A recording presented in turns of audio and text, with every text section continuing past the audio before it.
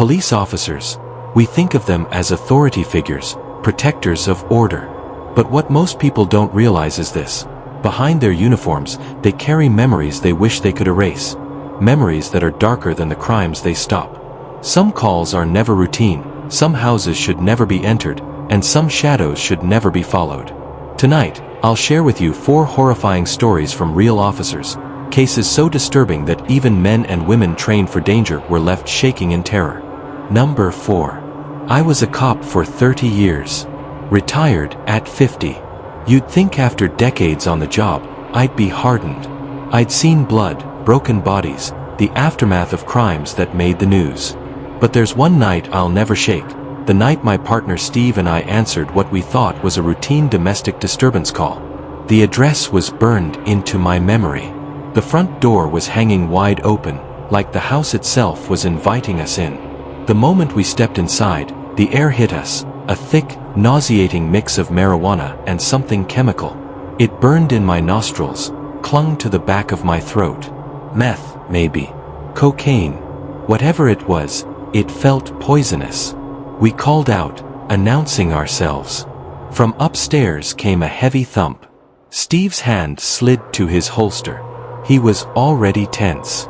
I wasn't, not yet. We crept up the staircase, its wooden steps groaning beneath our boots. At the top were 3 doors. 2 gaping open, the third tightly shut. The thud had come from behind it. I rapped my fist on the wood. No answer. My chest tightened as I twisted the knob and shoved it open. The smell hit harder. Rot. Sweet, putrid, unmistakable rot. Even in the darkness, we could make out the lump on the bed. What used to be a woman. The shape of her face had collapsed into itself, flesh dark and peeling. We drew our guns, our beams slicing across the room. Steve flipped the light switch. The yellow glow revealed peeling wallpaper, clothes strewn about, and the body, lying perfectly still in advanced decay. Clear the room, I told Steve, my voice trembling. I turned to sweep the other doors. Every part of me wanted to bolt, but duty rooted me there. I pushed open the next door. The room was tiny, suffocating, with no windows. The only piece of furniture was a filthy cot, stained black in patches. My hand lingered on the knob, my pulse slamming in my ears. Then Steve screamed. I spun back into the hall. In his room, a shirtless man was perched on top of a dresser, like some kind of animal, eyes wide, breathing ragged. His skin was grayish, his body twitching. We screamed at him to come down. He didn't move. And then, something cold latched onto my ankle. Hard. I looked down and froze. A woman's arm, bony, pale, veiny, was stretching from beneath the bed, fingers clawing at my leg, trying to drag me under. Instinct took over. I stomped down on her arm, yanking her out into the open. Her face, gaunt, twitching, eyes red-rimmed and glassy. She shrieked like an animal. I cuffed her as she writhed, her breath reeking of chemicals. Steve cuffed the man. We hauled them both toward the door. That's when we heard it. A scream from upstairs. Not human, animalistic. A man, charging down the stairs with a knife raised high. His eyes wild, his mouth foaming. For a second, I thought we were both done. But Steve fired. The man crumpled mid-stride, his knife clattering down the steps. It was a crack house. The dead woman had been murdered days earlier by the man we'd just arrested. Payment dispute, he admitted later. Life sentence without parole. The woman under the bed got 30 years. Steve says he never lost sleep over shooting the knife wielder. Me. I still smell the rot, even now. Number 3. It was a burglary alarm. An old office building, half converted into a doctor's clinic with a small pharmacy attached. Dispatch said a motion sensor upstairs had been tripped. When we arrived, the key holder was already there. A man in his 50s. Quiet. Serious. He unlocked the door for us. We checked the elevator to the second floor. When the door slid open, we were greeted by a long, dark hallway. Only one light glowed faintly at the far end. Room by room, we cleared the place. Every exam room was empty, every door locked behind us. At the end of the search, nothing, just dust and silence. But as we stepped back into the hall, something felt wrong. The light that had been at our end was now off. Another was on, over the elevator. My partner's face drained of color. He whispered, "Weren't all those doors closed?" I turned. My stomach dropped. Every single office we had just secured was now standing wide open. The silence was suffocating. My hands shook as I gripped my flashlight. We swept the rooms again, but each was just as empty as before. Then, without warning, the main door slammed shut behind us. A deafening bang that shook the walls. Our radios exploded with static so loud it felt like needles in my ears. We bolted for the elevator, hearts hammering. We descended, desperate to find the key holder. But when the doors opened on the first floor, no one was there. I radioed dispatch, demanding to know where he'd gone. Their response made my blood run cold. The real key holder was still en route. When she finally arrived, we asked her who the man was that had let us in. I described him in detail. Her face went pale. "That sounds like Dr. Reynolds," she whispered. "He used to lease the upstairs office." Then she added, "But Dr. Reynolds died last week. He shot himself at his summer home. Number 2, the freak."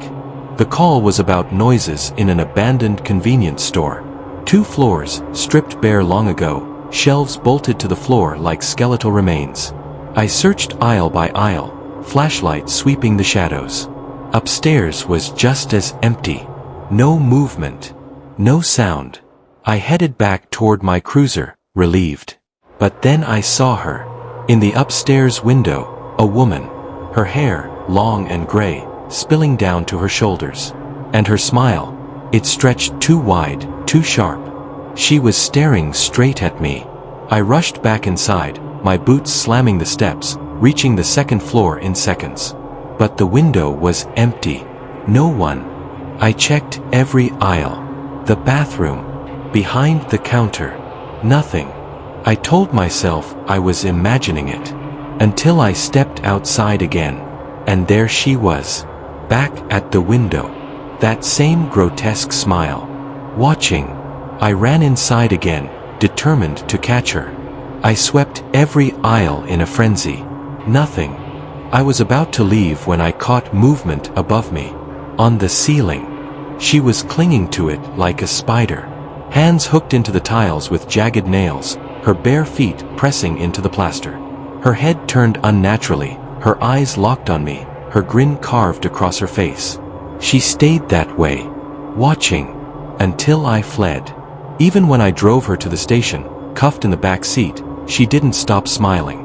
Her reflection followed me in the rearview mirror the entire ride. Number 1. The whole ride. This one haunts me the most. Floyd County, Georgia. A dirt road cutting through woods on both sides. Quiet night. Too quiet. I saw someone leap into the trees as I drove past. Just a glimpse, but enough.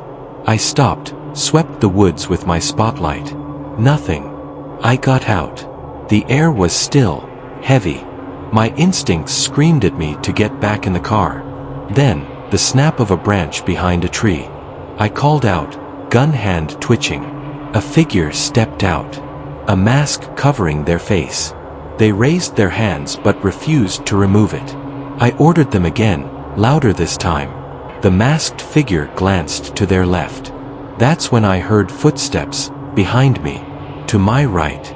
To my left. Another figure appeared. Then, another. Each masked. Each silent. Weapons glinting in their hands. An axe. A blade.